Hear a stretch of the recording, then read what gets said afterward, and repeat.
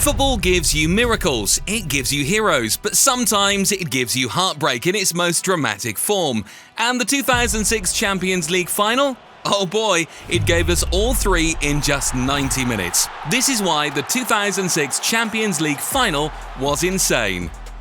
Arsenal's 2005-06 season was one of transition. The team was not the same side that had gone unbeaten 2 years earlier. Patrick Vieira had left for Juventus, and younger players like Cesc Fabregas were starting to take bigger roles. The Premier League campaign reflected the instability.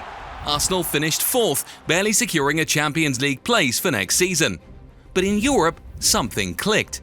Thierry Henry delivered one of the greatest seasons of his career, scoring 27 goals and countless crucial goals in Europe. Henry up! What a return! The backline, led by Kolo Touré, Sol Campbell and goalkeeper Jens Lehmann, found an unexpected rhythm, especially on the biggest nights.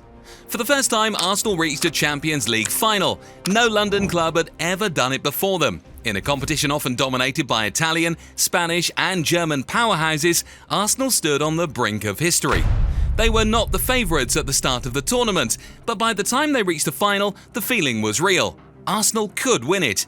This could be their crowning moment on the biggest stage in club football. The final wasn't just about Arsenal's journey, it was about the potential to change the club's identity forever. From a respected English force to European champions, every Arsenal fan believed this was the night the club would enter a new era.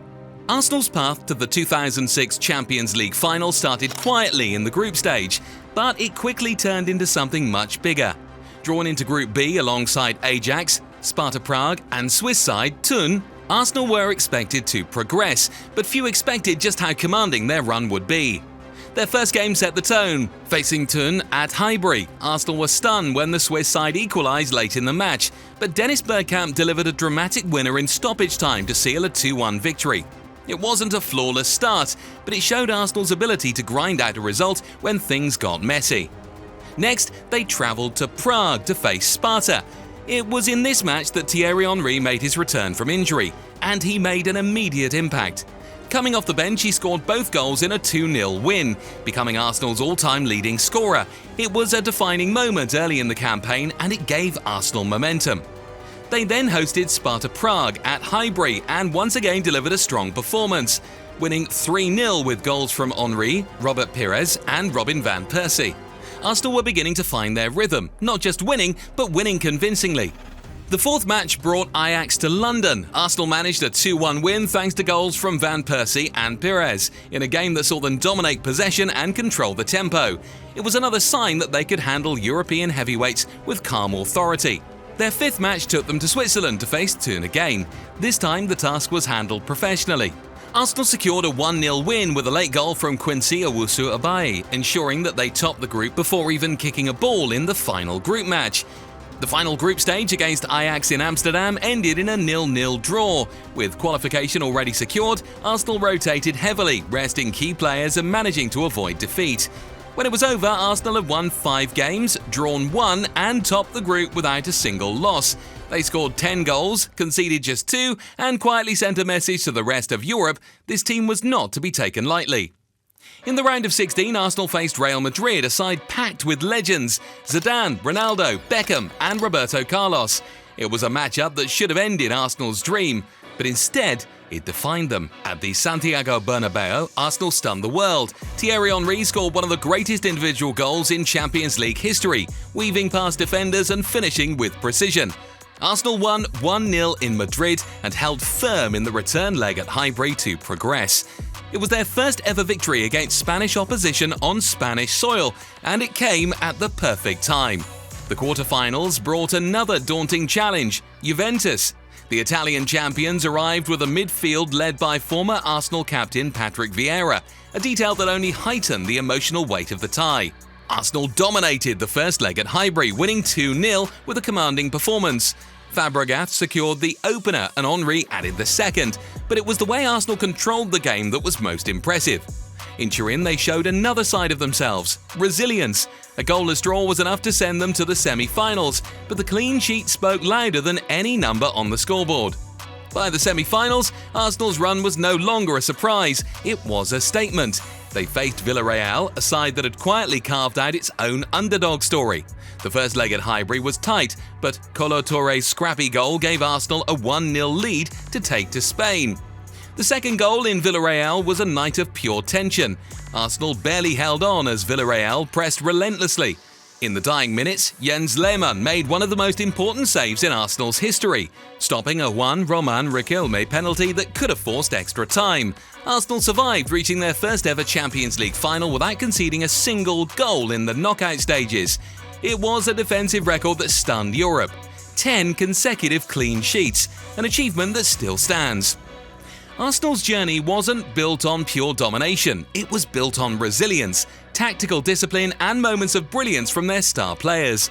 Every round was a different kind of battle, and every battle was won not with overwhelming force, but with precise execution and unwavering belief. By the time they booked their place in Paris, Arsenal had earned the right to dream. They had faced some of the biggest names in Europe and had outlasted them all. But standing between them and immortality was one final test. A team that had already conquered Spain and now had their eyes on conquering Europe. Standing between Arsenal and immortality was a team that knew exactly what it meant to fight for Europe's biggest prize. Barcelona was not just another strong opponent. They were a club with history, a club that had been to the final 5 times before. They had tasted defeat more often than they would have liked, but in 2006 they arrived in Paris with something different, a sense of inevitability. Before the Champions League final, Barcelona had already secured the La Liga title. Frank Rijkaard's team had dominated Spanish football with a style that blended individual brilliance and collective control. Ronaldinho, the reigning FIFA World Player of the Year, was at the peak of his powers. Alongside him, a young Lionel Messi was emerging, while Deco, Samuel Eto'o and Ludovic Giuly provided quality and experience across the pitch. Every area of the team was built to win, and with the domestic title secured weeks earlier, Barcelona could focus entirely on the Champions League. Their European campaign reflected their dominance. In the group stages, they were drawn with Udinese, Werder Bremen and Panathinaikos. Barcelona topped the group comfortably, winning 4 matches, drawing 1 and losing none. Ronaldinho and Eto'o led the scoring, and the team's performances made it clear they were not just winning, they were controlling games from start to finish. In the round of 16, they faced Chelsea, the same Chelsea that had eliminated them the previous year. This time, Barcelona was ruthless. In the first leg at Stamford Bridge, they came from behind to win 2-1, showing resilience and class. The return leg at the Camp Nou ended in a 1-1 draw, sending Barcelona through and banishing the ghosts of past defeats. In the quarterfinals, they met Benfica. It was a tense affair at first. A goalless draw in Lisbon left everything open for the second leg, but back at the Camp Nou, Barcelona asserted their authority. Goals from Ronaldinho and Eto'o secured a 2-0 win and a spot in the semi-finals. The semi-finals brought a meeting with AC Milan, one of the most experienced and dangerous sides left in the competition. At the San Siro, Barcelona showed maturity, grinding out a 1-0 win thanks to a goal from Ludovic Giuly after a brilliant assist by Ronaldinho. In the second leg, they held Milan to a 0-0 draw, surviving the pressing and booking their place in the final. By the time they had reached Paris, Barcelona were not just confident, they were complete. They had beaten the English champions, outclassed one of Italy's finest, and displayed the kind of mental toughness that champions are built on.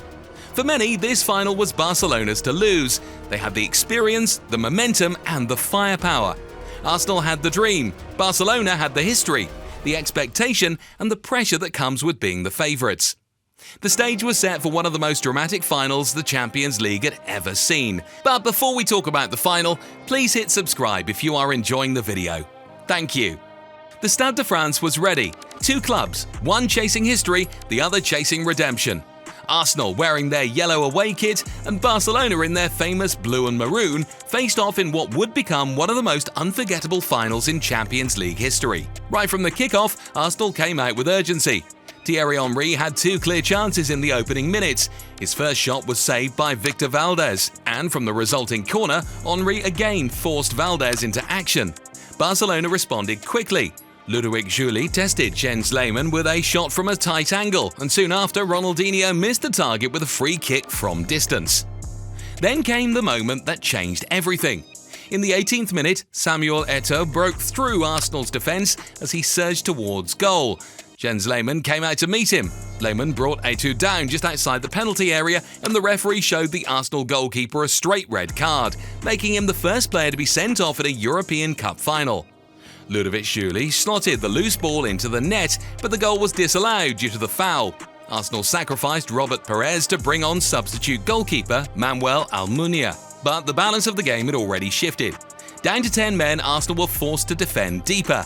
Barcelona pushed forward relentlessly, and Emmanuel Eboué was booked for a reckless challenge. Yet against the run of play, Arsenal stunned Barcelona. In the 37th minute, a free kick won by Eboué was swung into the box by Henry. Sol Campbell rose above the Barcelona defence and powered a header into the net. Arsenal, reduced to 10 men, were leading the Champions League final.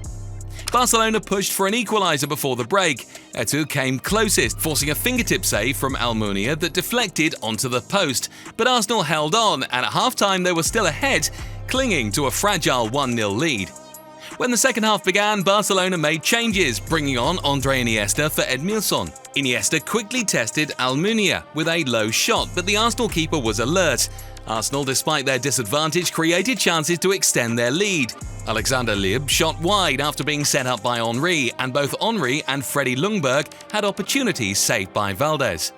Then another golden chance fell to Henry, clean through on goal, but once again he was denied by the Barcelona goalkeeper. Barcelona needed something different, and it came in the form of Henrik Larsson. Introduced in the 61st minute, Larsson immediately changed the game. Arsenal made their adjustments, bringing on Mathieu Flamini for Cesc Fabregas, trying to preserve their lead. The equaliser came soon after. Iniesta found Larsson with a precise pass inside the left channel. With his first touch, Larsson delicately played a short pass into the path of Eto'o, who stayed composed and squeezed the ball past Almunia at the near post. It was 1-1 and Barcelona were back in control. Just minutes later, Barcelona struck again. Larsson, once more involved, combined with Giuliano Belletti, who had come on for Oliger. Belletti raced into the right side of the penalty box, took the return pass and fired a shot through Almunia's legs at the near post. In the blink of an eye, Barcelona had turned the final on its head.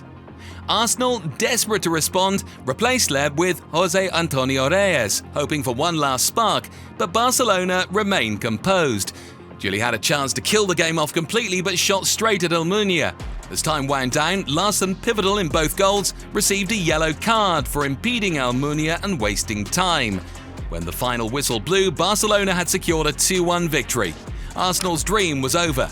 They became the first English club and just the third club overall after Hamburger SV and Fiorentina to finish as runners-up in all three major European competitions: the European Cup, the UEFA Cup, and the now defunct Cup Winners' Cup.